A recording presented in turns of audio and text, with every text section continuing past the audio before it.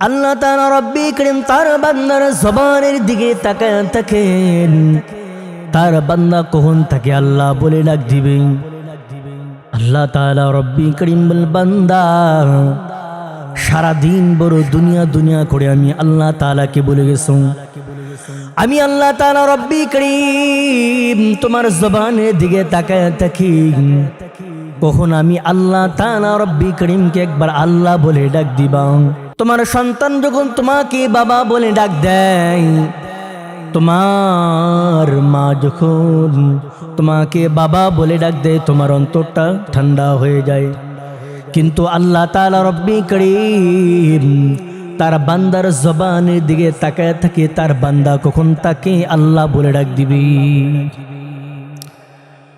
ভারতবর্ষের ভিতরে একজন মূর্তি পূজক 1 বছর নয়, 2 বছর নয়, 30 বছর ধরে সনাম সনাম বলে রাখতেছেন, কিন্তু জবাব আসে না। জবাবের অপেক্ষায় ওই মূর্তি পূজক এতদিন ধরে অপেক্ষা করতেছেন, কিন্তু হঠাৎ তার জবান দিয়ে সনাম বলতে গিয়ে সমাদ চলে আসছে। আমার আল্লাহ তাআলা রব্বি করিমের একটা গুণবাচক নামেন হচ্ছে সমাদ।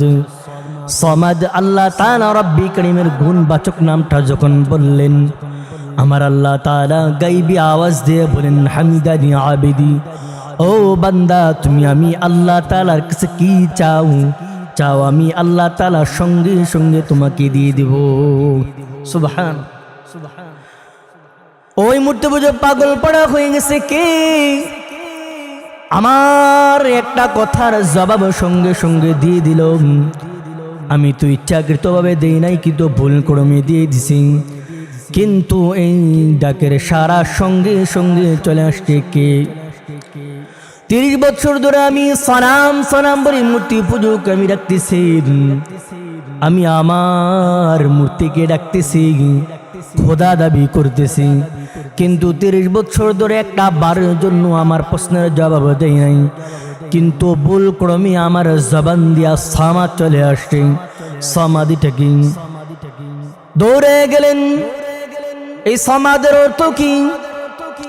দৌড়ে যেতে যেতে জুনায়েদ বাগদাদি রহমাতুল্লাহি আলাইহির কাছে গেলেন। জুনায়েদ বাগদাদি রহমাতুল্লাহি আলাইহি বলেন, এটা দুনিয়ার কোনো মানুষের নাম না, দুনিয়ার কোনো প্রাণীর নাম না, এটা হচ্ছে দুনিয়া যে ব্যক্তি বানাইছেন, যে আল্লাহ তাআলা রব্বি করিম আসমান বানাইলেন, জমিন বানাইলেন, লৌহ কলম বানাইলেন, তোমাকে বানাইছেন, আমাকে বানাইছেন, তিনি হচ্ছেন আমার আল্লাহ। তিনার নাম হচ্ছে সমাদ। ওই সমাদ তুমি ডাকতে দেরি হয়, আমার আল্লাহ তাআলা রব্বি করিম সঙ্গে সঙ্গে তোমার প্রশ্নের জবাব দিয়ে আল্লাহ বলেন, ও বান্দা তুমি কি চাওয়া চাও, তোমার কি প্রয়োজন আমি আল্লাহ তাআলার কাছে চাও। চাইতে দেরি হবে, আমি আল্লাহ দিতে দেরি হবে না। সুবহান। ওই মূর্তি পূজক বলতেছেন, 30টা বছর ধরে আমি যাদেরকে ডাকতেছি একবারও আমাকে জবাব দেয় নাই, একবারও আমাকে স্মরণ করে নাই। আমি ভুল ক্রমে আমার জবান দিয়ে শুধু একবারও চলে আসছে, এরপরে আমাকে জবাব দিয়ে দিছে। আমি এটা বুঝে গেছি, এই ধর্ম হচ্ছে সত্য ধর্ম, আল্লাহ হচ্ছে সত্য আল্লাহ। আমি আর দুনিয়ার মানুষের তন্ত্র মন্ত্র আমি আর গ্রহণ করতে চাই না, মূর্তির পিছনে দৌড়াতে চাই না, আর মূর্তির পিছনে আমি দৌড়াতে চাই না। আমি এখন আপনার আমাকে কালিমা পড়ে মুসলমান বানায় দেন। লা ইলাহা ইল্লাল্লাহু মুহাম্মাদুর রাসূলুল্লাহ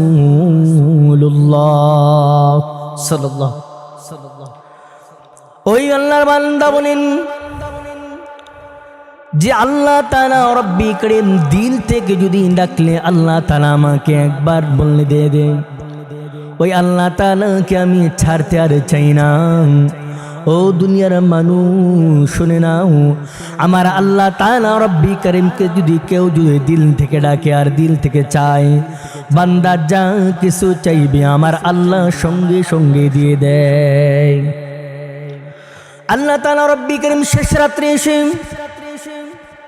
তার প্রত্যেকটা বান্দা বান্দীদেরকে আমার আল্লাহ তাআলা রব্বি করিম ডেকে ডেকে বলেন, বান্দা বান্দিরা রে, ও দুনিয়ার বান্দা বান্দিরা, আমি আল্লাহ তাআলার কাছে চাও, তোমার কি প্রয়োজন আমি আল্লাহর কাছে চাও। তোমার কি সন্তান প্রয়োজন নাকি আমি আল্লাহর কাছে চাও। তোমার ছেলে প্রয়োজন নাকি তোমার মেয়ে প্রয়োজন নাকি আমি আল্লাহ তাআলার কাছে চাও। ও বান্দা, তোমার চাকরি প্রয়োজন নাকি আমি আল্লাহ তাআলার কাছে চাও। তোমার যা কিছু প্রয়োজন দুনিয়ার কোনো মানুষের কাছে চেও না, দুনিয়ার কোনো মাজারের কাছে চেও না, দুনিয়ার কোনো মানুষের কাছে চেও না, গাছপালা লৌহ কলমের দিকে চেও না, আমি আল্লাহ তাআলা রব্বি কারিমের কাছে চাও। ও বান্দা, তুমি চাইতে দেরি হবে, আমি আল্লাহ তাআলা তোমাকে দিতে দেরি করব না।